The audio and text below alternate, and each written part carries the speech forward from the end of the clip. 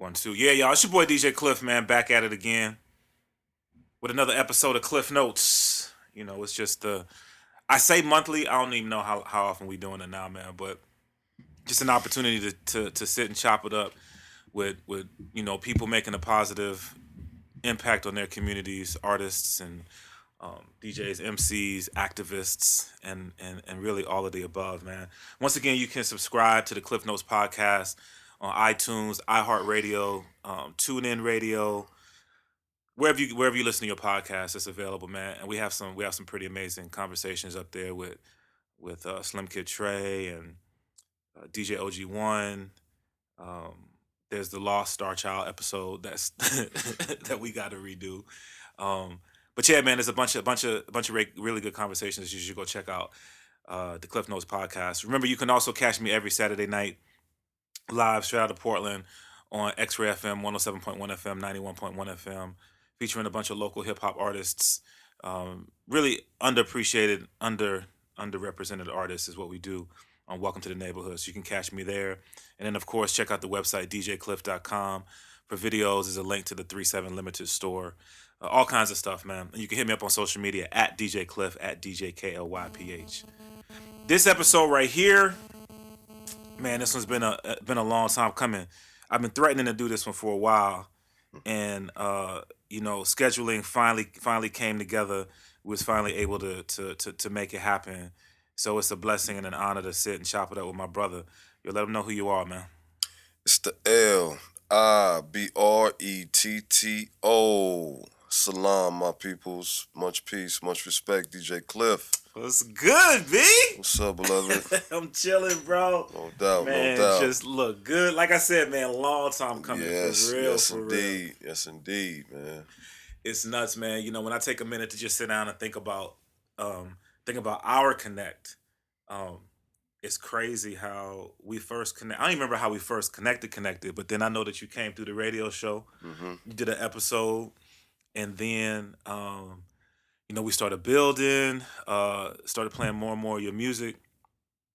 And then, like, in retrospect, I was thinking about it, and I was saying, like, the first time I ever met you, I was standing in line at the Roseland Theater, waiting to go see the Kings from Queens, Run DMC. I remember how long ago that was. I was standing out there, and Cat was out there, like, handing out flyers. Right, for their record, LOA. Right, and I was like, oh, that's what's up. All right. Slid it in my pocket. Yeah. Fast forward all these years, man. That's we've crazy. Been building for a minute. Yeah, facts. Facts. That's what's up.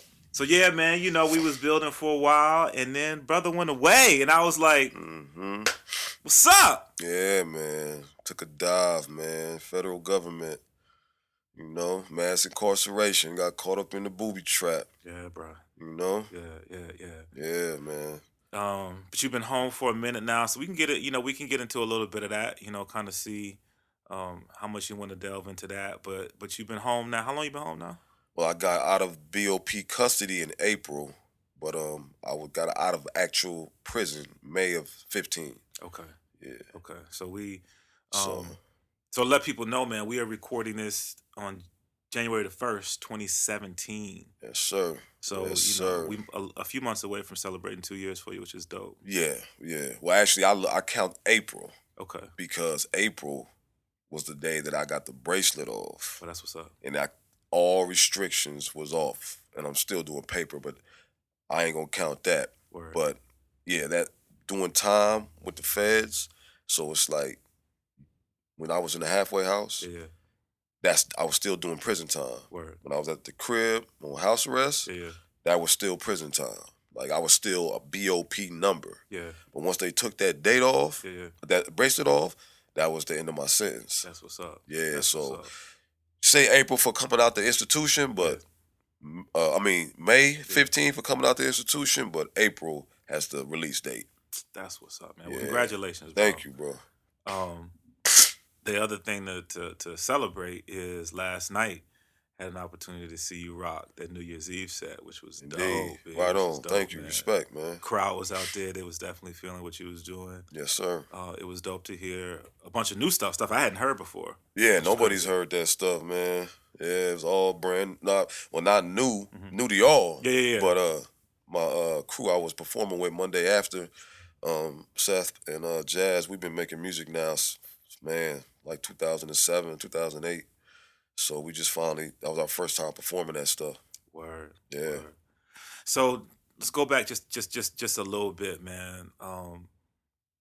If people aren't super familiar with who you are and what you do, like I said, when I first got that flyer in my hand for the Illuette project, and then getting my ears tuned to the city and what was happening, then I learned that you were a member of the Misfit Massive crew. Mm-hmm. So just in case people aren't familiar, let them know what is Misfit Massive. The Misfit Massive crew is a collective of MCs, including the Lifesavers, Wolverine, Slider Brown Hornet, Reverend Shines, and myself. Reverend Shines being a DJ, Wolverine being a MC and a vocalist and a producer, and Mixmaster KD, who was the homie that's out in LA. He's an official member as well. Word. So yeah, man, we've been, they've been around since before I came to Portland. So I was really the last inductee besides my comrade Zoo. Shout out to the Renaissance Coalition. That's what's up. And so yeah, man. That's what's up, man. And so you mentioned it. So you came to Portland. So you're not originally from Portland? No, sir. Where you from? I'm from Los Angeles, California, Watts. Okay. Yes, sir. And I think if people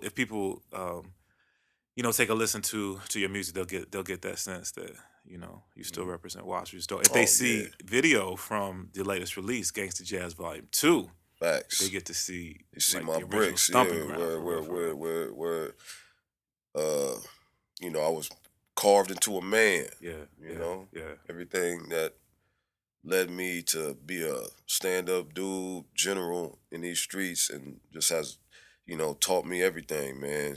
Just how to think, act in situations. Yeah. I learned in them projects, so it's all my heart. My heart is there. You know what I'm saying? Yeah, it's like it's home. That's what's up. That's what's up, man. We gonna jump around, B. So, Illuette, knew of that. Watch you do your thing there. The next big release. I know that there were some side projects that you were doing that weren't necessarily under the Libretto label, and then I saw the 12-inch drop, featuring Guilty Simpson. Mm-hmm. That was dope, B. Right on, man. That was dope, man. Right on. Yeah. Shout out to 360 Vinyl, my man Kez. Mm-hmm. I used to hang up in there, so I had to go in there and cop my copy of that 12-inch. No doubt. You know what I'm saying? Doubt. So that's it in the crib. I should have brought it with me so I get you to tag it, man. You know what I mean? Shout out to Liquid B too, man. Matt Nelkin, man. Absolutely, man. Yeah. To all the listeners out there, if this is your first time listening to the Klyph Notes podcast, you got to go back a couple episodes. And I had an opportunity to sit down and chop it up with Matt Nelkin. We talked about Liquid B Records, and definitely a label that you should be familiar with. Then, so the original version was dope. Mm-hmm.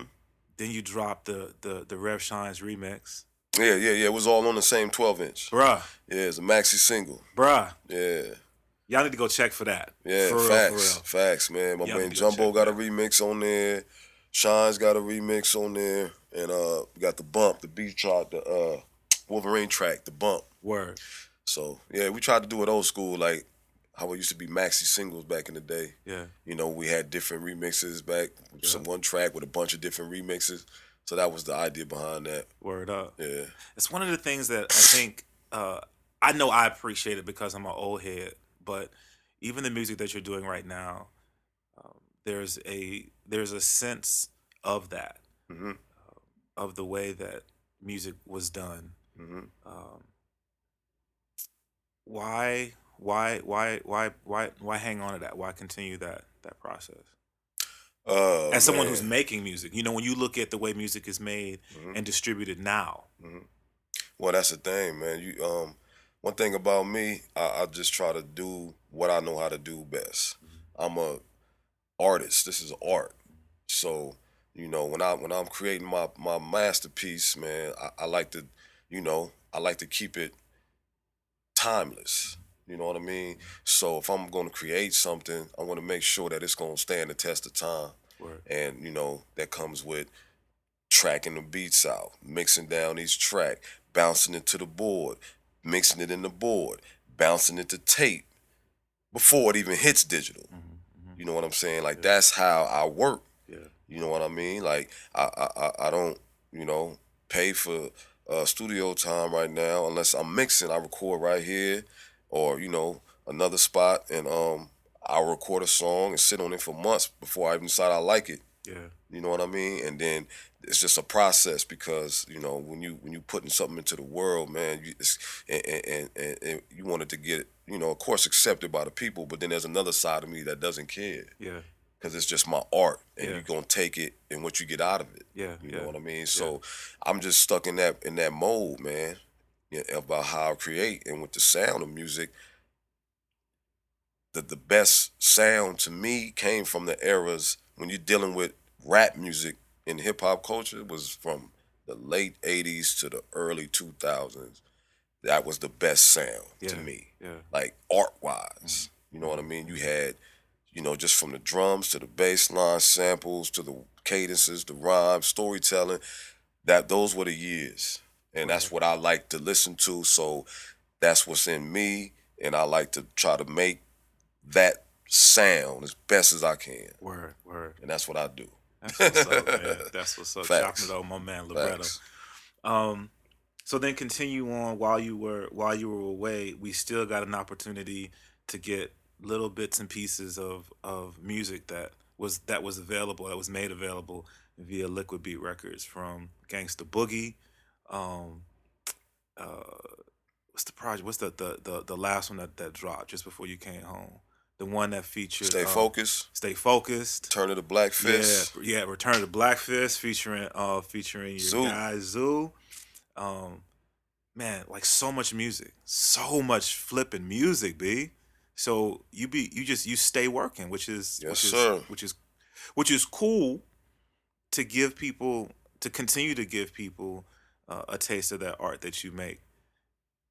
Is there pressure to make music, or is that just what you do? Is it just what's in you and what comes out of you? I don't think, there's no pressure. There's no pressure. The only pressure is when you're done making it, how are you going to get it to the masses? And like you see around here, you see vinyl, most of my stuff, I like to, when I create something, like I said, I want it to be forever. So my goal is not to put it on the digital world, social media, and say, oh, I got to release, it's only available on digital. I wanted you to be able to have something to hold, look at, you know what I mean? Yeah. Actually pass it to somebody else, say, look at this. Yeah. And it's an actual physical copy. Right. That's the only pressure, is after the music is done, how are we going to get to that part? And God has been blessing me with people that's been investing in my art, so that's the only really stress. But when it comes to the music, I'm gonna be doing this till I'm 110. That's what's up. You know what I'm saying? It's no pressure in making the music, because God gives us gifts, and your gift has no expiration date. No doubt. So you know what I mean? You could just I'm gonna create forever. It may not be on stage, it may not be rhyming, but it'll be on these keys. It'll be coming up with melodies for a bass line, or finding a young artist that creates, molding them, getting them on track, keeping them how to do this culture and represent. But either way, I'm going to always be creative. That's what's up. You know what I'm saying? Drawing, whatever it may be. It's funny you mentioned the keys. I had an opportunity to be a part of the mic check event that you performed at, and it was so dope to see you rhyme, but to see you on the keys live on stage, man. Yeah, first doing time your for thing. that. Yeah, that was nuts, out. B. Yeah, man, that was crazy. I just woke up one morning right here and walked over here, sat down, and said, I'm going to do this. Yeah. Practiced one day. Come on. Yeah, you know what I'm saying? But I've been doing it in prison for the years. So, but I never rhymed. Yeah. So my man China, man, my partner from LA, used to tell me, he used to play the guitar. He used to say, Bretto, man, just try. You could do it. You could do it. But I was like, nah, I can't do it. It's too much. Working the feet, both hands, and staying on beat and remembering lyrics. It was a whole lot. Yeah. You know what I'm saying? Yeah. So I just said, you know what? I'm finna try this. Yeah. I don't even care if it's the mic check or what it is. Right. I'm finna go up there if I goof off, whatever. But, you know, and it was dope. It was like a wall I had to get over. Now that I did it in the public, I feel like I can just sharpen up and really get it down and make it a part of, you know, my performance. And, yeah. That's what's up, man. It came off really, really well, man. It was dope to see. I mean, it's definitely something that we hadn't had to that point. To that point, that was the first artist that performed with anything other than just a DJ. So, right. You know, so I was the first one. That's what's up. Yeah. That's dope. See. So it's good to hear you talk about expanding what your art what your art includes.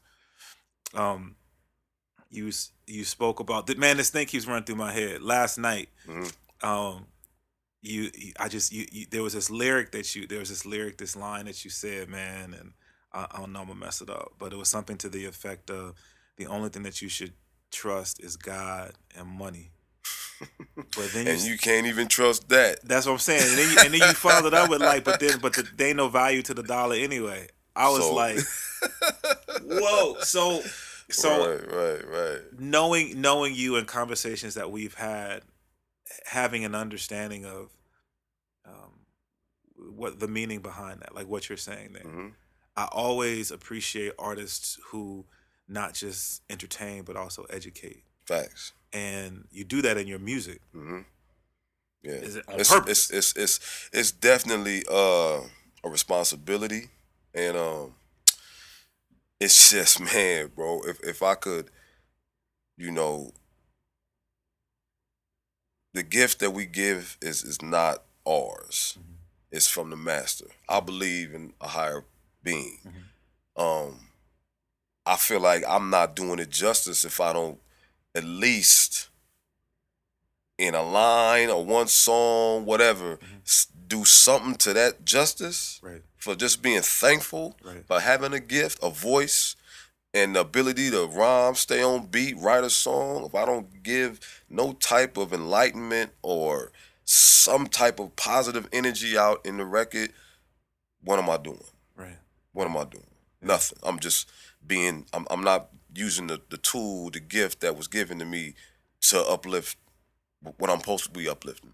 You know what I mean? Which is the Almighty. You know what I mean? So it's like, I may not bash you upside the head with it, you know, and do that. I'm not a gospel rapper or none of that. I'm not a conscious rapper or MC, but it's my duty as an artist to still keep it flavorful and keep it entertaining and drop some diamonds in there for you. You know what I'm saying? That's what's and for those that want to just take it to another level and level up, because, you know, like me, I learned a lot through hip hop. Right. That was like, man, I learned so much just listening to records back in the day that school was like, whatever. I learned really about social stuff and just how to live through hip hop. Yeah. You know, and it sticks with me to this day. Yeah. So it's like, I feel like I got to give back. So that's why I always drop something. What's up, man?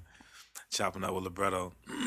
So you talked about and wanting to have something to give to people to put in their hands. Mm-hmm. Your latest release, Gangsta Jazz Volume 2, you did that via cassette. Yes, sir. Which was dope. So talk about, well, the idea of releasing music on cassette in a day where so many people get their music digitally, or just streaming music. Mm-hmm. The idea that cassette is something that people will still appreciate. Mm-hmm. It's just interesting. You know, being around as long as I like, having a couple of little suitcases with cassettes in them to see that new project come out on cassette, a little bit of nostalgia. Big time. What kind of feedback have you gotten? From that release? Well, actually, I don't even want to take credit for putting that on cassette, but that was big up to, once again, Matt, Liquid Beat, my man Dun Diggy, Danito.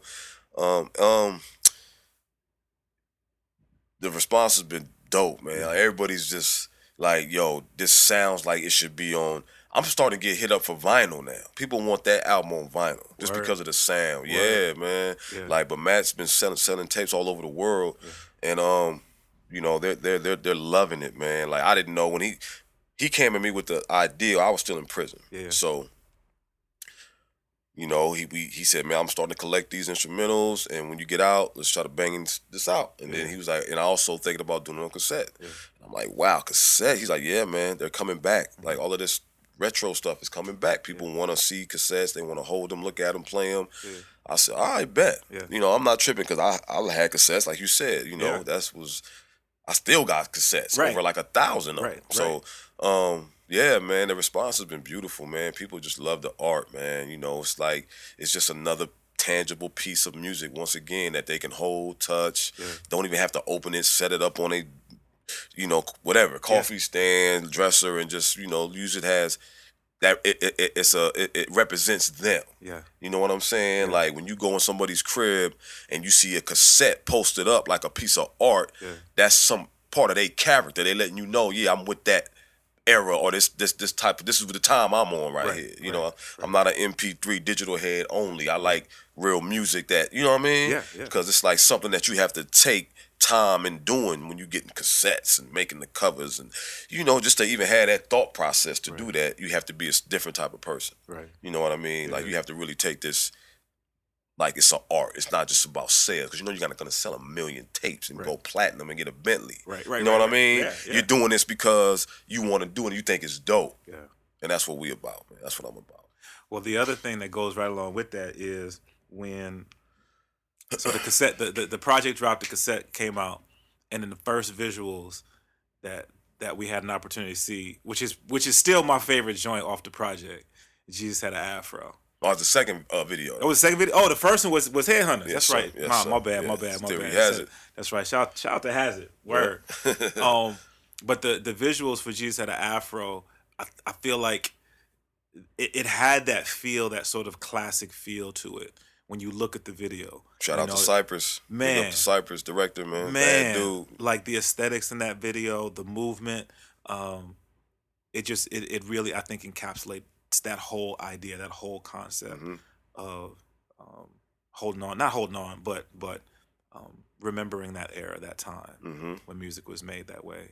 Dope project. Headhunters was the first one. Jesus had an afro, and then to, like I said, the third visuals we had an opportunity to see go back home, really, man. Which was Black Codes, which was dope, man. Which was dope. Yeah, I like all of them, man. Jesus had an afro, and Black Codes. That was my first video that I shot in my neighborhood. Oh, word. So it's like special to me. You know what I'm saying? Like, and being there, and none of it was scripted, and dudes was just there. And when they found out I was there, they came out, you know, and it's just, it worked out dope. That's what's in up. One day. That's what's Did that up, in man. one day. You're back here. You're back here in Portland now. Is there a do you feel settled here in Portland, or do you feel like? Oh yeah, this is LA's the first home. This is the second. New York is the third. Word. So yeah, this is home, man. Since my daughter been born in '99, you know, I've really been cemented here. You know what I mean? Like, if she would have never been born, I probably wouldn't be here. Oh, word. Okay. Yeah, because I wouldn't have, you know, my dad was here, but he, you know, was with my sister, you know, God bless her dead, you know, but yeah, when he passed, I could have bounced. Word. You know, this is prior to my son being born, but you know, my daughter was here, so I had to stay. This is I got to raise her. I planted a seed, now I got to water it. You know what I'm saying? That's so that's life. No doubt, man. So you're back in Portland now. You've had an opportunity to do a number of shows. I did about, I think, 5 shows since I've been out. Okay. About 5. What does Portland feel like to you now compared to 4 or 5 years ago? From a performance standpoint, because we've seen a change in Portland. We've seen it in the last 4 or 5 years, 6 years. We've seen a couple of changes in Portland. You know, in terms of what was happening musically, the opportunities musically, and then the changes in the music industry, the changes in the sound, the changes in hip hop, and how that's how Portland's been a part of that. And now there's this huge upswing right now in Portland, not just locally but nationally. So for you, as an artist who came through and did your thing, and now you're back, what does it feel like? Um, I don't know, man. I'm still feeling it out, man. I'm gonna keep it a buck. Yeah, yeah, I'm still like looking at these cats. I mean, you know what I'm saying? I'm just I'm staying in my lane, man. hmm And I'm gonna do me. I don't know. I mean, dudes is, the style of music that cats is doing, whether you like it or not, it's their art and that's how they feel. They projecting it. But it's like for me, I'm not gonna switch it up for the sales or for the likes or followers or yeah, none of that type stuff right yeah, there. yeah, So I'm just gonna, do me, whatever they want to do in the crowd. If they coming out, if they not supporting, it don't matter to me no more. yeah, I'm pretty much in that phase, man. yeah, Like it's like either you gonna respect it or you're not gonna like it, man. It's like I don't even care. Like it's to that point, Klyph, where it's like I don't even care. yeah, Like I don't even have to do another show. Dead ass. yeah. Excuse my language, but it's Oh, like, we're on the podcast. oh, right. Yeah, yeah, I'm all about this. yeah. When it's done, it's whatever. That's what's You up. know what I'm saying? Yeah. Like, of course, I want people to eat off my plate, Right. but it's like I'm not gonna sweat it if you don't, Right. because the world is so huge, Right. so vast. I know I can go in a whole nother country and they gonna feast, Right. but just to worry about Portland, I don't be tripping because Portland is so trendy sometimes and it goes up and down. You know what I mean? So it's like I love this the city. Mm-hmm.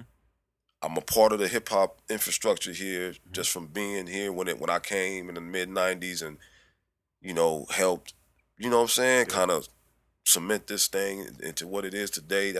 They call me a pioneer here in the town. I respect that. But it's like it's the crowd is so fickle, man. Yeah. It's not like it used to be. Yeah. You know what I'm Yeah. saying? It's like people will put on their follower, come to my show, and then they come for they set, and then people will leave when they get off stage. Now you can hear crickets in that joint because they got more followers than this man, but this man may be dope. But they just out with their people. If that's what it's come down to, y'all can have that. I'm not even tripping. You know what I'm saying? Because I'm not big on the, social media like that. I'll get up there sometime, post little stuff. I like doing the pictures on the IG because it's art, you know what I'm saying? But it's like, I'm not finna be up there just, you know what I mean? Yeah. I'm more into the creative part, Yeah. but that's where I get that old school thing come, because when the record label, back when you actually had to get a record deal, Yeah. they did that. Right. You just create the music. Yeah. You had your booking agent, you got your publicist, you got your promotion team. This is all part of a record label. Right. And you just create it. Right. You know what I'm saying? But now it's like, man, you got to be on the internet. You got to be doing this, that, and the third. And I'm with accepting the times, but, I'm just like, I'm still going, you know what I'm saying, do what I do and try to, just make it dope and hopefully they pick up on it. It's funny, man, because there's a constant that runs through conversations that I have with artists, and that is something that I've noticed as a curator of music here in Portland. That yes, when artist A gets off the stage, artist A's fans, air quotes fans, leave with that artist. And I had an opportunity to have a conversation with Brookfield Deuce, and we talked about that in that conversation. And I think a part of it from my perspective is a fan thing. Like the fans, if you come to a show, you're coming to a show. You're not just coming to see one artist. But Brookfield called out the artist. Like when you perform, when you're done, don't leave. When you perform, you should be there to support the other artists as well. Facts. And it's funny, man, because it's also that conversation. Like you have to think about it as an artist. If you see that happening with your quote unquote fans, what's gonna happen when they're not on you anymore? Mm-hmm. Are you gonna be that artist that when you get up on stage, to start your set, you see the crowd leaving because they were just there to see the person in front of you. Right. And then you start, and like you say, it's a change of times. Right. But then you have to ask the question: Is it bigger than that? Is it bigger than just the music? We say we support artists. Mm-hmm. Have we changed the definition of support? Do we think supporting artists is just liking their social media posts? Right. Or oh, I'm at your show because I got on the guest list. Right. Right. Or I'm rocking your gear because it was gifted to me. I won tickets on it. You know what I'm saying? Mm-hmm. Mm-hmm. So how do we ensure that we as consumers of the art have an understanding of what real support is? Right. Because as artists, as curators, isn't that a big part of our responsibility?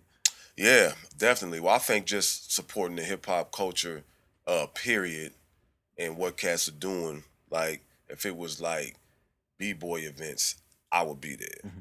If it was pop locking events, I would be there. Mm-hmm. If there was graffiti, canvas, museums or what have you, showings, I would be there. Right. If there was a beatbox battle, I would be there. Right. You know what I'm saying? And when it comes to this hip hop, to the MC and the rapping part of it, it's like I'm there, but I'm not always there, only because personally, I have a problem with still being around people from being in an institution. Yeah. So I'm still getting used to that socializing thing. Yeah. You know what I mean? But, it's rubbing off. But, I done lightweight had some situations just being people standing behind me. Like, so you have to support the culture, though. It's the only thing we got left. Right. You know what I'm saying? Right. It's like, regardless, like, I done went out, man. I went to a Gucci Man concert. If you know Libretto, you know that I'm not the biggest Gucci Man fan, okay? But I was in Seattle, building with my man Vitamin D, and he said, bro, I got these tickets to the dope show. Tonight is the trap night. It's going to be this, that, and the third. And I was about to say no. And he looked at me like, man, I know you don't listen. He said, man, we should just go. Just try it, Bretto. Just go. I said, all right, let's go, man. Yeah. It's a brother, black man, making money. This is his form of hip hop. I sat through the whole show. Yeah. Gucci Man, all these little yachties, whatever their name was, bro. And I was sitting there just looking and watching 50,000 people go crazy. Yeah. You know what I'm saying? And I really learned a lot. Like, wow. Like, you know what I mean? Mm-hmm. So that comes with being supporting. Even though I didn't pay to get in, but my man had tickets, but I still supported by even just being there. Yeah. You know what I'm saying? Yeah. And actually giving dude a chance. Like, give artists a chance. Yeah. Even if you don't think they dope, give them a chance. So I'm always with giving them a chance. Yeah. You know what I mean? So if you just do that, even if the fans that come and want to leave after they mans get off, get a next dude a chance. Right. He may be your next. You may dig him more than the dude you came with. Exactly. You know what I'm saying? Yeah. So, and that's how you just got to look at it, man. There's so many talented people in the world. You can't, don't be a hater. Just don't look. I hate that word, like a bit of words. Don't be narrow-minded. Yeah. You know what I mean? Open up a little bit. Yeah. And that's what I'm doing. That's what I'm trying to do, man. That's what's up. Chop it up, my man. So man. We just keep creating people, man. And it's funny because there's also the part of it where people who I had a conversation. I was talking to my wife, and the conversation came with somebody who hates hip hop, right? Because of everything that it represents, and it's woo woo woo. And I think that it's unfortunate that people don't take the time to at least know what you're responding to. You know what I mean? Don't just say, "Oh, I don't like that," or "That's not a good thing," because of something that I've heard or something that I've seen, and not understand the entire culture. Mm-hmm. But that's just me being on my soapbox. Yeah. No, 100. All right. So now you're back home. Mm-hmm. You talked about it.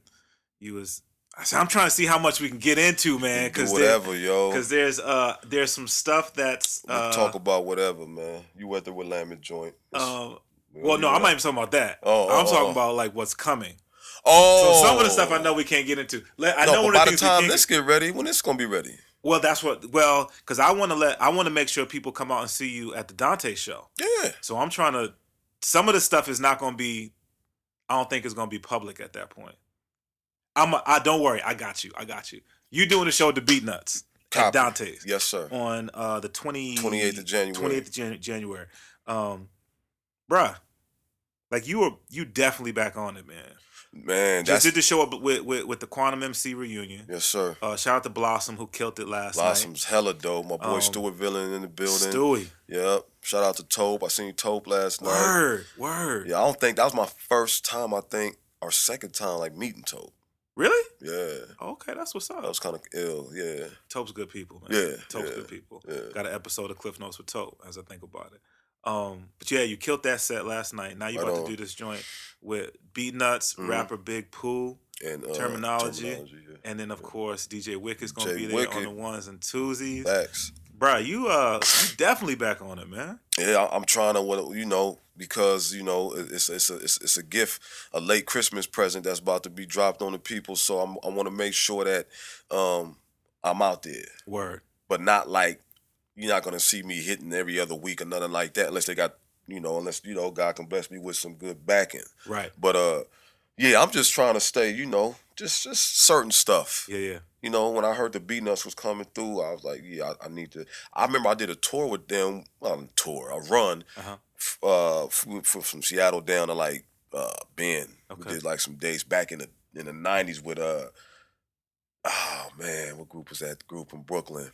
I forget them dudes' names, but yeah, man. So they real cool. Psycho Les Juju. Yeah, they real cool cats. I'm like, oh yeah, let me do that. You know what I mean? So just got on there. I'm gonna do something light, but I want to make sure cats. That's the type of stuff I want to be represented at. That's what's what I mean. That's what's that type of stuff right there. So y'all got to come through Dante, see my man Libretto get down and do his thing.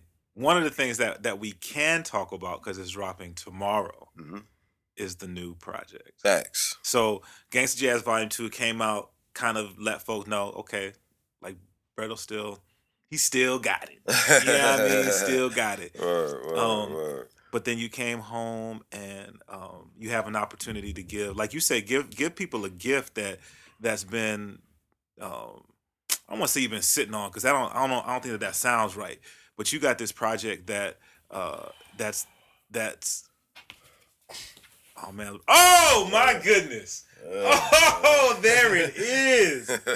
Oh, I'm gonna just slide this in front of the camera like that. Bam, bruh, that is so clean. The new, all right. So the new project, the new Libretto project, Captain Crook, Snatchin, Crumbs, and bro, this is crazy. Yeah, man. I just got to read through some of these names on this track list, man. I see Kenny Mac on here. First song. Production by Wolverine. I see cuts by DJ Chill. Production by my man Tony Ozier. Guilty Simpson is on this. Oh wow, you got Barry Hampton on here, B. Rest in peace, man. Wow, this is nuts, B. I see you got Jumbo. I see some Stuart Villain production on here. Yes, sir. My man Theory has it scratching up on this joint, man. And produced that track. And he produced it. And then I see production and cuts by DJ Rev Shines. Bruh, this project, I'm flipping it open right now. I see handwritten notes up in here. Yes, sir. That's a story about why I basically just wanted to tell the story behind the record, man. Okay. And it's and why it's going for what it's going for. You know what I'm saying? Man, you got the marble purple vinyl, man. Bruh, really? That's what's up. Yeah, man. We had to take it there, man. This is so clean. Right on, man. So I just want to take this moment in the midst of the podcast to just say thank you to Libretto for giving me this. Oh, we got Sneakers gonna hold you word down. up. But talk about that project, man. Oh man, basically, man, this project was supposed to be Gangsta Jazz in a nutshell. But I went to prison, so it wasn't my sophomore album. Gangsta Jazz really became the sophomore album. Yeah, because it was an album. Right. So in the discography, it'll say Yellow Wet, Gangsta Jazz, but it should have been Captain Crook. Okay. but I took a dive. But the record has been complete since 2008, 9, Wow. and then it's very, very, very sentimental project. Um, yeah, my father had passed away, and the money that I had left from his estate, I used to mix and master this album. Okay. Like 15 grand into this bad boy right here, and yeah, man. Some people on there are deceased. You know what I'm saying? A couple people passed away. That was part of this album. Um, you know, it's probably will be the last album where, man, yeah, all of my crew is on the same project. Wow. Yeah, everybody's on here. Everybody. Jumbo, Shines, and Verse, Wow, dude. and Wolverine is on this project. So yeah, it's sentimental, man. It's like, it's my baby right there, man. Like I was working on that for like after Illouette. So you gotta think, Illouette came out 2004. Yeah. Ran with that for like 2 years. Uh-huh. When it started losing air, then I started crafting that. So from about 2005, 2006, I've been working on that record. You know what I'm saying? And then I ended up going to prison in 2010. So it was done in like 2008, 2009. So I worked on that record for like 4 years. You know what I'm saying? So to see, it come out, man, it's crazy. Like, that's why I'm just lounging here when you came, bro. I'm just thinking about all of that, man. Yeah. You know what I'm saying? Like, just everything, man. You know what I'm saying? From the growth of my boy Stuart Villain, like when he first started making beats, I was one of the first people he was working with. Yeah. You know what I mean? And he's all over here. And you know what I'm saying? Kenny Mac, that was our first time working together. Yeah. You know, we actually wrote that together, and it's just, yeah, man. My boy, my partners from my neighborhood, it's a track on there called, no, I say song rather than track. It's a song on there called Alone, and it's featuring me and my boy D Coca that's on Black Holes, and another childhood friend of mine, Pipe the Snipe, and it's our first time. We all MCs grew up together in the same projects, so we're like considered the top MCs out of our projects. You know what I'm saying? With credit to some other cats too, but we're all on this track together for the first time, man. Wow. And that track, when we was recording that track in Watts, in LA, so that night after the studio session, my man D Coca had got shot, in the face with an AK and lived. Yeah. You know what I'm saying? And I had just left. And they went to the store. They was finna go to the store. And I was like, brother, you wanna go to this? I said, nah, I'm finna hit some car. I had my cousin from New York out there with me at the time.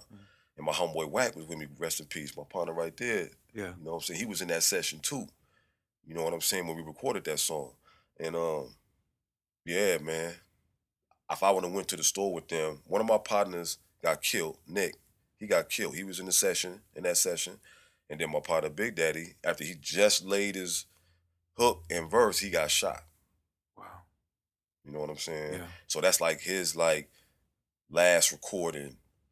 His voice, he doesn't talk the same. Right. Like, it's different. You know what I'm saying? Right. But when you see how much it costs, you're gonna say, damn, okay, now I know why. Yeah. It's a piece of real genuine, sentimental art, man. So yeah, it's deep. That's what's up, baby. It's deep. From the interludes, it weaves through like a movie. You know what I mean? And this is prior to Kendrick dropping Good Kid, Mad City, and really bringing back the album feel. This was done way before then. Yeah. You know what I'm saying? And I weaved it through just like that. So it was good to hear him do that. When I heard that album, I was like, wow, that reminded me of this album when I was listening to it in prison. But yeah, man, it's definitely some raw, uncut hip hop, and it's we're trying to whack them.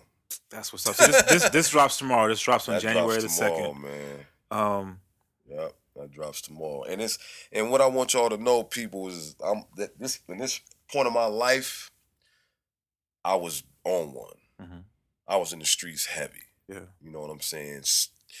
That, hence the title. Yeah. Yeah. Yeah. Yeah. Captain Crook. Big up to Jumbo for giving me that title. Yeah. Because we was basically following up with Dirty Things. So on Dirty Things, I was just talking about robbing people. Yeah. Which is something that, you know, growing up in the projects, I learned how to master. I had a master's degree in that. Yeah. And so we just took it to another level. You know what I mean? There is a track called Dirty Things 2 that didn't make the record though. Yeah. But yeah, that's what Captain Crook embodies. Okay. Everything that I was on in that time. Okay. You know, from the gang banging to the crimes to whatever. You know what I'm saying? So right now, this is not my mind state. Right. So it's a piece of history. Yeah. It's like this is the Libretto before the transformation, the growth, the wisdom. Mm-hmm. You know what I'm saying? Mm-hmm. So you got to take it for what it is on that level. Yeah. Which is, you know. So first up, where is the album going to be available? How can people copy it? Album will be available all digital outlets. First of all, that's regular. Okay. Stream sites, all of that stuff. Whatever. I don't keep up with that stuff, but y'all know what it is. Yeah. And then CD Baby will be distributing the record through the Bandcamp. Okay. So it'll be on probably Kiasu Records Bandcamp. Okay. Yeah, that's it. Kiasu Bandcamp. There'll be links through my Bandcamp, which is Slum Funk, and through my website, slumfunk.com. So, you know, if you want the physical copies, you just go there, place your order, and it'll be to you in a couple days. That's what's up. And this is the first release on Kiasu Records. First release. So if you want to get the vinyl, you want to get the vinyl, so you need to go to Kiasu Records, or I guess it's going to be kiasu.bandcamp.com. Yeah, probably so. So cop that, or like Bredo said, go to the website Slum Funk. You know, one of the things that I think is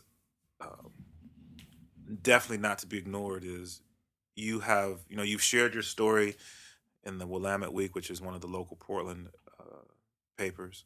You've talked about some of it here on the podcast. You don't glorify the life that you live, but you share with people the fact that you are a different person. And I think one of the great things about that is that whether you're talking about someone who's coming out of a life of negativity, mm-hmm. or someone who's coming out of really any sort of struggle, the fact that you can make a change in your life and grow regardless of how extreme you are from one place to another. You can definitely grow and be in a place to educate people, to share that wisdom, that you don't have to feel like your current situation is a situation you have to stay in forever. No, yeah, that's a fact, man. It's like, I mean, it's ill, man. Basically, hard head make a soft butt, so just in a nutshell. Yeah. You know what I'm saying? Yeah. I was out there, it was only a matter of time before I got jammed up and had to go away. But when I did, instead of fantasizing on what I'm gonna do when I get out, what I'm gonna buy, who I'm gonna hit, what kind of lick I'm gonna hit, I focused on self-improvement. Yeah. You know what I'm saying? Yeah. And just knowledge of self. Yeah. This, what I'm reaching for right here, man, it's like changed my life. You know what I'm saying? This book, you know what I'm saying? Like music theory, studying, just getting out of my comfort zone. Yeah. Not doing things. It's easy to walk the track and talk about females. Oh, I want this car when I get out. I can't wait to get these J's. I can't wait to get drunk and get high. That wasn't me. Yeah. You know what I'm saying? I'm reading the Wall Street Journal. I'm reading self-improvement books. I'm learning history, culture, learning speaking Swahili, writing Swahili, fasting, praying, going to the church, rocking with the Muslim brothers, going to listen to the Minister Farrakhan tapes in the chapel with the Muslim brothers, the FOI brothers and all of that. You know what I'm saying? Even though I ain't no Muslim, but I was in there with them, you know, making salat when they pray, you pray and get just, you know, doing stuff different. You know what I'm saying? And because I'm like, this is punishment. I'm not finna sit up here and try to make it like I'm on the street when I'm actually in prison. So let me be punished, but let me use this time to better myself. Being that I did that, now it's like I wrote 400 songs. I can sit at this piano and play whatever I want. You know what I'm saying? And I got a lot of information that's going to hopefully make me a multi-millionaire here in the next few years. So it's like being from the projects, coming up, starving, roaches in the refrigerator, man. Listen, there ain't nothing I ain't seen. Will you hear it in my music? Sometimes I drop it here and there, but I'm not going to try to just make a record about just that. Right.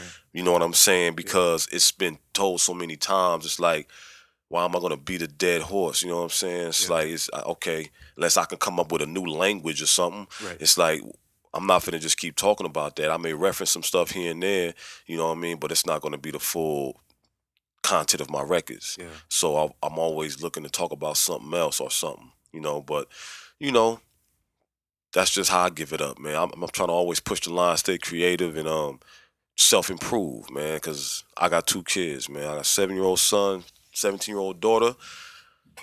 The only thing we can do, man, is give wisdom to them, teach them how to, you know, be self-sufficient in life and go on to the master, man. It's like, you know, that's all this life is about, man. You know, once you get to the age where we at, man, 30s, late 30s and all of that, Mo, it's time to really just get your capital, your financial gain up and spread that wisdom to your seeds if you have them, you know what I'm saying? And just try to be a good human. You know what I'm saying? Because it ain't no day promise, man. And the way people falling off the planet, man, it's like you better be right with God spiritually. Yeah. Something. Yeah. You better have some type of something because this is only 15 seconds compared to eternity. And I'm ready for eternity whenever. Because I know anything can happen. Word. You know what I'm saying? So it's like I'm not walking around here like, you know, every day is promised, man. So, you know, just got to calculate your moves, man. It's chess, not checkers. Straight up. Brother went here spitting knowledge for the heads, man. Knowledge for the heads. Don't get me started. And I ain't smoking weed. Oh, man. If I was on some weed right now, being here philosopher. Nigga, what? This dude a fool. Nah, but I think that, you know, once again, it's dope to see, just to see and it sounds crazy in a sense, man, but I think a lot of it is probably just the wisdom that you've gained, some that comes just from being on this planet for a number of years, some that comes from experience, life experience. But I think it takes a lot of courage nowadays to be comfortable speaking like that. You know what I mean? And understanding that people may not get it right now, but like you said, you want your art to last forever. So maybe they won't get it now, but maybe, you know, maybe if the world lasts alone, the Lord delays is coming. Maybe in the next 10 years, they'll pick it up and be like, now Facts. I understand. Facts, Now man. I get it, which is just crazy, crazy dope. Yes, sir. I think I would be remiss to not. I don't know how much of the video, so I'm shooting a little video here. I don't know how much of the video will make it out to folk, but I would be remiss if I didn't just point out that shirt that's behind you right now. Oh, you talking about the Crook? Yeah, man. So that's another part of the project that's gonna be available. Oh yeah. My man got these joints hit up, man. You know, we just trying to keep it flavorful, man. Keep it art. Dope. That's you know what I'm so saying? dope, man. Joint I wore last night actually at the show. Yep. Letting it air out. Yeah. But yeah, man. Y'all support this too, man. Kiasu Records, man. Captain Crook. Yeah. You know what I mean? Yeah. And there's gonna be more stuff coming. So this is just something that, you know, I said, yo, we should probably, you know, do some shirts or something, man. Right. So, you know what I'm saying? The label wanted to go ahead and invest in that. So yeah. That's Came what's out up, dope, dude. man. That's what's up. Came out dope. You know, it's kind of funny, man. So as where I am in my life right now, you know, the responsibilities that I have, going back to what we were talking about, I can't always make it out to shows. Mhm. You know, I can't always Absolutely. whatever. But you find ways to actively support people who are doing good things. Mhm. And I think that there are many ways that people can do it. one of the ways they can do it, obviously, is supporting financially. So hitting up websites and making a purchase of donations, a T-shirt, man. getting the vinyl when it drops tomorrow. Yes. Upcoming projects that, man, I wish we could talk about that. I know that we can't yet, but man, I'm telling y'all. Which one? What you want to talk about? We ain't even gonna do it. I'm just trust.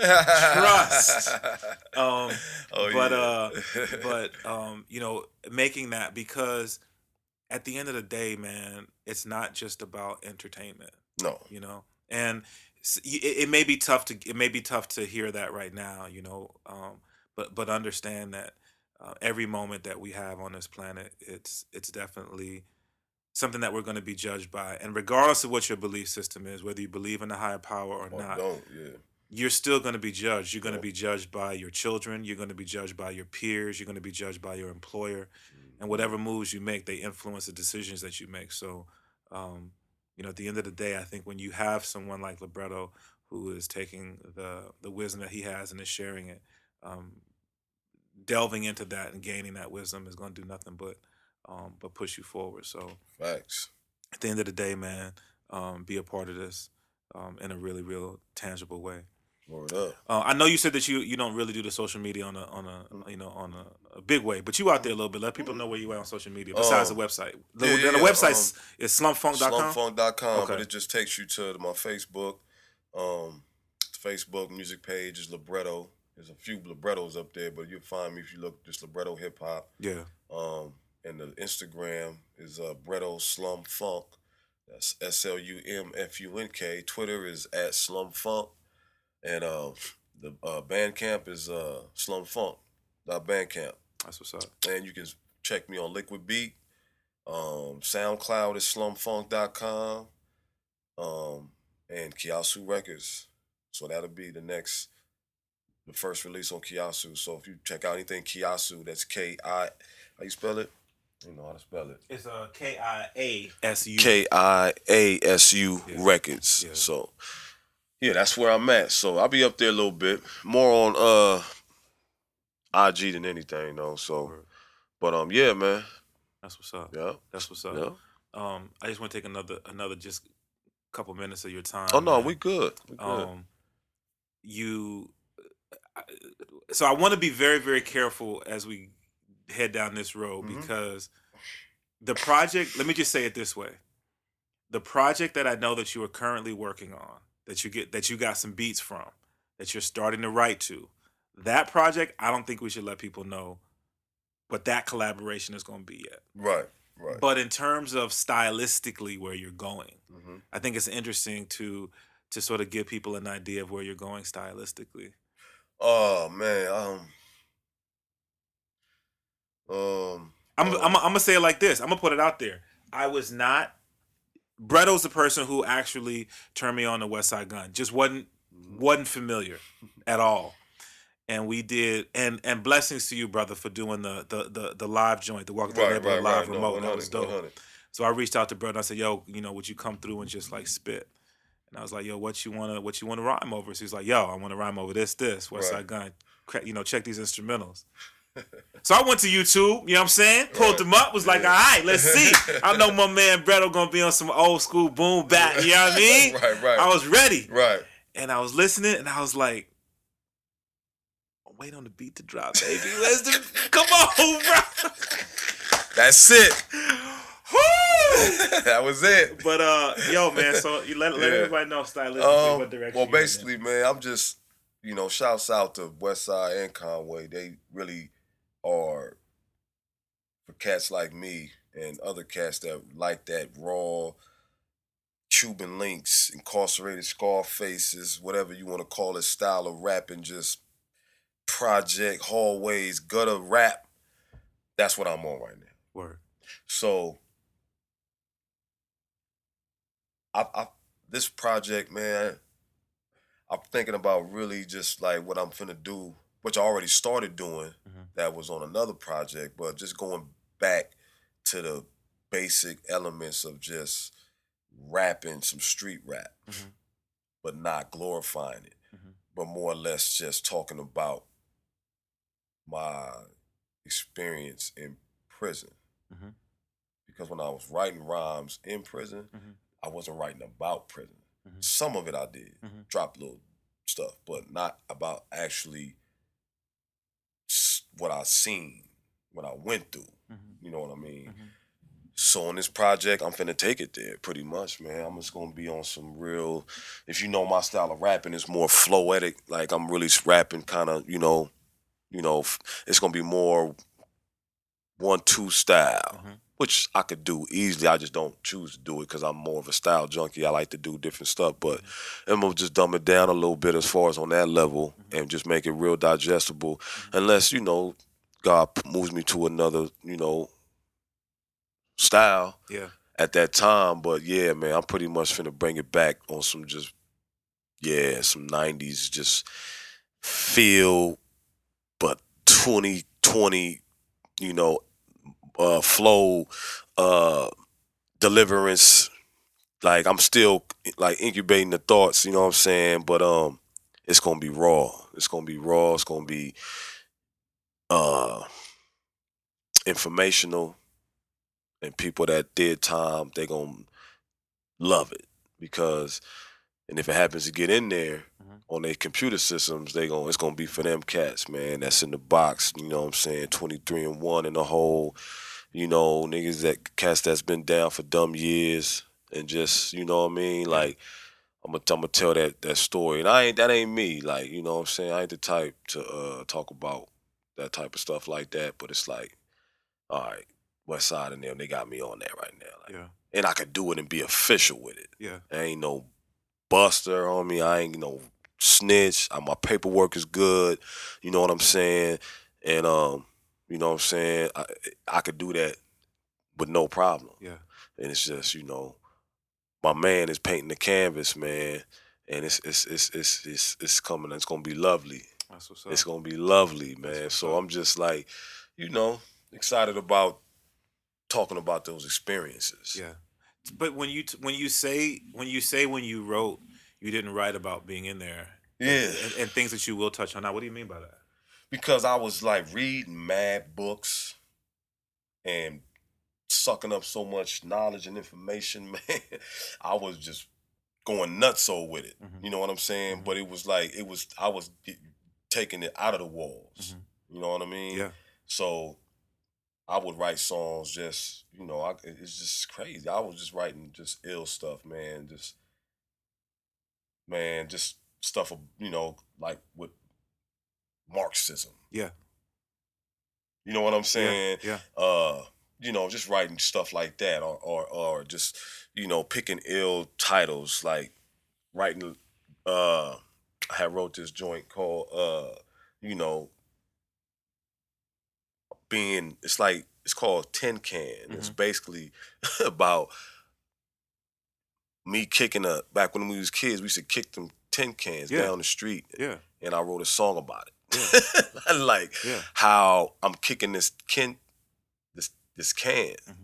down the block, and the can is taking me all through the ghetto, and I'm describing what I'm seeing while I'm kicking the can. Cause you kick the can, it don't always go where you want it to go. Right. So I was just going with the can, and I'm talking about everything I'm seeing, like stuff like that. You know what I'm saying? Like, but never really just dived in. I did one song, I think, where I talked about the mess hall in prison. And that's the mess hall is where we eat at. You know what I'm saying? I just described that, I think, in one song. But that's maybe like 2 verses. But I never really just talked about, everything. And put it in one song, or let alone an album. But it can be albums. The stuff that goes on in there. You know what I mean? With that, do you feel like that's just something that's therapeutic, or is there a message that you're It's therapeutic.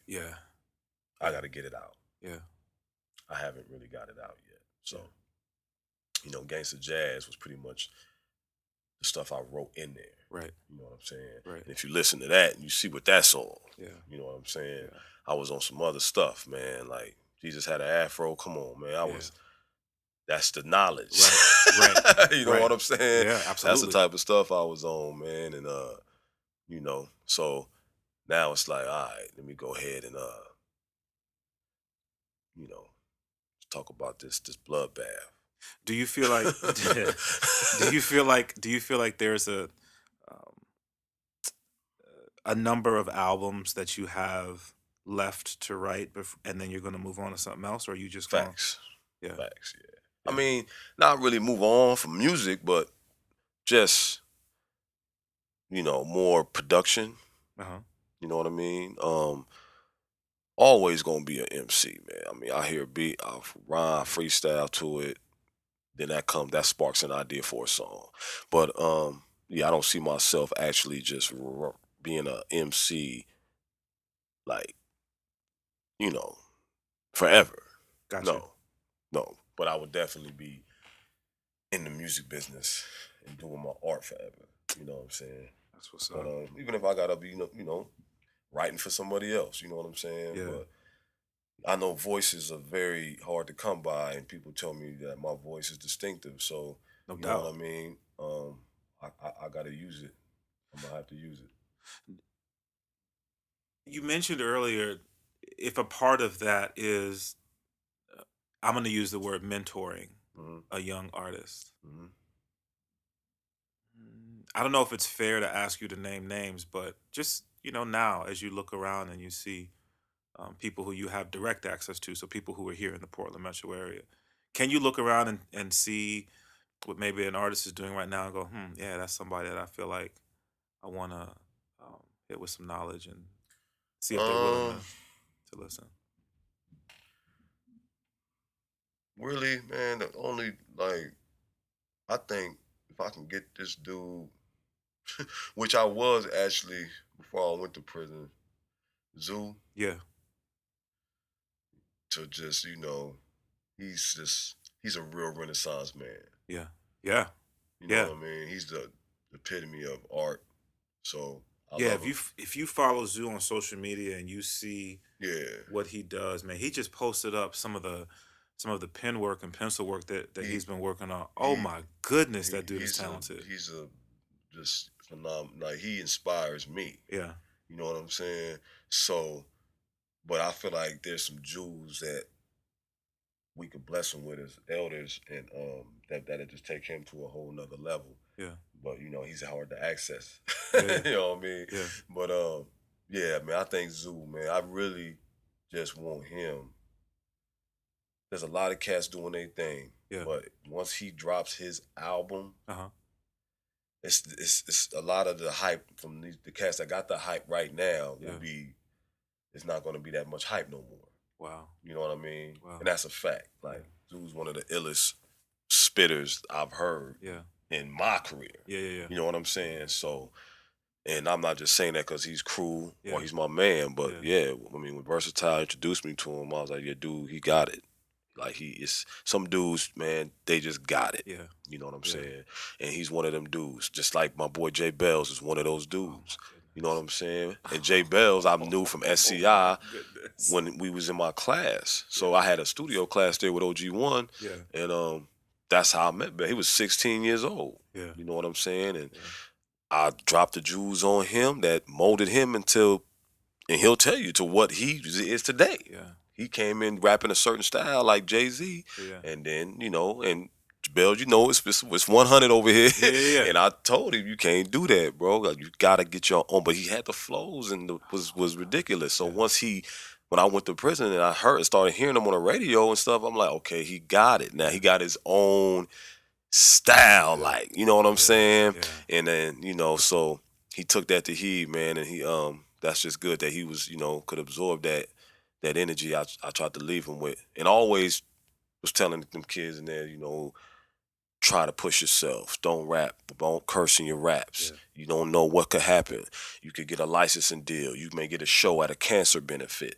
You got to have something in your pocket to pull out at these shows. Right. You can't be up there screaming, cussing in every song because you want to have material. You don't want to miss no money because you're talking about money on every song. Right. You understand what I'm saying? Yeah. Do something progressive. And so, yeah, I'm all with it, man. It's just that cats have to be, they have to come down off their high horse, man. Yeah. So if I see a cat that's on his high horse, I'm not finna, I'm not gonna say, hey, You know what I'm saying? You got to humble yourself. Yeah. You know what I'm saying? It's like straight up, just like I had to do when I was inside. Them stockbrokers, them investment bankers, economists, they had the information. Yeah. I had to humble myself, even though they see me on the yard doing 1,000 sets, 1,000 reps. Yeah. They know I'm a warrior. Yeah. But when I wasn't into that world, I had to humble myself. When they seen that, they just started giving the information away. You know what I'm saying? And that's what cats got to do, man. Cats be on their tip like they just, I don't know, man. But you know that I'm here. Like if cats want to humble themselves, like you said, man, the life I done live, yeah, I can definitely music business and streets give cats some information. You know what I mean? They can eat the meat and spit out the bones, man. You know? That's what's up. My man, Libretto. Yeah. Bro, like I said, this has been way too long coming. I mean, it's Yeah. been dope to have you come through the radio show, but to just be able to sit down and chop it like this, man. Yeah, it's a beautiful thing, man. Absolutely. It's captured forever, man. Word up. God forbid anything happen to me on this planet, but you gonna have this. That's what's up. You know what I'm saying? That's what's up. That's what it's about. That's how I look at this type of stuff. Yeah. I don't look at it like, oh, let's see how many hits and views it's gonna get. Nah, this is something that cat's gonna be able to play 30 years from now. Exactly. You know what I'm saying? Exactly. And hear my voice and what was on my mind. And that's like if I went online right now and tried to type up a Donny Hathaway interview, Yeah. I would find something and sit there and study it. Yeah. You know what I'm saying? And listen to it intently. For sure. You know what I'm saying? So that's how I'm kind of looking at any type of opportunity to do this, man. That's what's up. Yeah. My man, Libretto. Come through and see Libretto rock at Dante's the 28th. The 28th. Yeah. With the Beatnuts, rapper Big Pooh, Terminology, DJ Wicked. It's gonna be a dope event. The new album. By the time you hear this, the new album is available. Captain Crook, go get that. Captain Crook, Snatchin, Crumbs, and all, y'all. It's double vinyl. It's beautiful, man. It's beautiful to hold it in your hand, man. Yeah, right so go on. get that, and hold on to that as a piece of history of this young man, this artist, this MC. Keep your ear to the ground because some of the things that are in the pipeline right now that are coming are going to be pretty amazing. I'm really, really excited about some of the things that I've heard that are coming. Shout out to everybody who's connected. Shout out to Liquid Beat Records. Shout out to Wet Work. Shout out to Wet Work. Yeah, my Facts. man Theory has it. Shout out to Kiasu for the amazing things that they're doing right now. That this project gets to kick off. Shout out to all of the folk at Slum Funk, and shout out to Misfit Massive, of course. Facts. Yeah, man. Like I said, just keep your ear to the street as we continue to try to just make a positive impact on this planet that we're living on. We're in 2017. It's gonna be a good year, man. Yes, sir. It's gonna be as good a year as we make it. So that's right. At the end of the day, keep God first, whatever your God is, and hopefully it ain't just that money. That's right. And let's move this thing. 100. Bredo, my man. Yes, sir. Thank you, brother. Oh, thank you, beloved. Appreciate you. Shukran. Until we do this again, God bless you all. Peace. Peace.